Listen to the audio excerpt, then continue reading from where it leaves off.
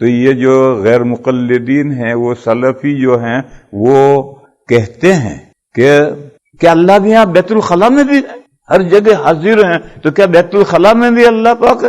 یہ باولے ہیں، بے وقوف ہیں۔ قرآن میں ہے وَهُوَ مَعَكُمْ أَيْنَمَا كُنْتُمْ، اللہ تمہارے ساتھ ہے جہاں بھی تم ہو، یہ تو قرآن میں ہے۔ اب آپ بیت الخلا میں گئے تو آیت یہ کہتا ہے کہ اللہ تمہارے ساتھ ہے جہاں بھی تم ہو۔ اب بولو کیا کہتے ہو؟ آیت کریمہ ہے وَهُوَ مَعَكُمْ أَيْنَمَا كُنْتُمْ، اللہ تمہارے ساتھ ہے جہاں بھی تم ہو۔ تو ہم تو بیت الخلا میں جاتے ہیں، جب ہم جائیں گے تو اس آیت کی روح سے کہو کیا کہو گے؟ اس لیے یہ پاگل پن کا سوال ہے، کیونکہ اللہ بیت الخلا میں بھی موجود ہے، یہ پاگل پن کا سوال ہے۔ اس آیت کے بارے میں کہو کیا کہو گے؟ اصل بات کیا ہے؟ اللہ کا موجود ہونا مکانی نہیں، جیسے زمانی بھی نہیں ہے۔ میں نے کل بتلایا تھا، پرسوں بتلایا تھا کہ زمان و مکان اللہ نے پیدا کیے ہیں۔ زمان یعنی ٹائم، مکان یعنی اسپیس، یہ دو اللہ کی مخلوق ہیں، اور خالق مخلوق میں نہیں ہو سکتا۔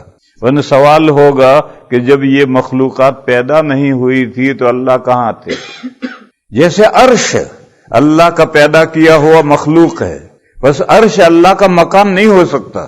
ورنہ سوال ہوگا کہ جب عرش نہیں پیدا ہوا تھا تو اللہ کہاں تھے؟ بس قرآن میں جو آیتیں ہیں اس کا مطلب ہے کہ اللہ کا عرش کے ساتھ تعلق ہے، وہ مکان جگہ نہیں ہے۔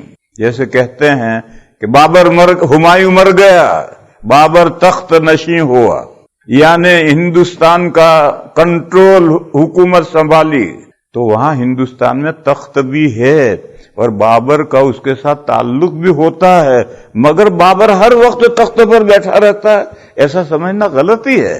تو اللہ کا عرش ہے، اللہ کا اس سے تعلق بھی قائم ہوتا ہے، لیکن وہ جگہ نہیں، مکان نہیں، اللہ کا مکان نہیں ہے۔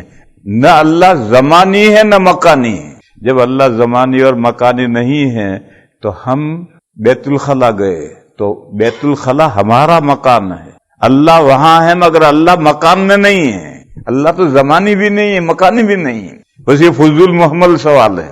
اسی لیے جہاں قرآن میں یہ آیت آئی ہے وہاں مفسرین کہتے ہیں وَهُوَ مَعَكُمْ بِعِلْمِهِ وَقُدْرَتِهِ، جہاں بھی تم ہو اللہ تمہارے ساتھ ہے، یعنی اپنے علم سے اور اپنی قدرت سے۔ مکانیت مراد نہیں ہے۔ تو حاضر کے معنی مکان میں حاضر نہیں، علم اور قدرت سے حاضر، اور ناظر کا بھی یہی مطلب ہے کہ اللہ تعالیٰ علیم و خبیر ہیں، بندوں کے تمام احوال سے واقف ہیں، آنکھ سے دیکھنا مراد نہیں ہے۔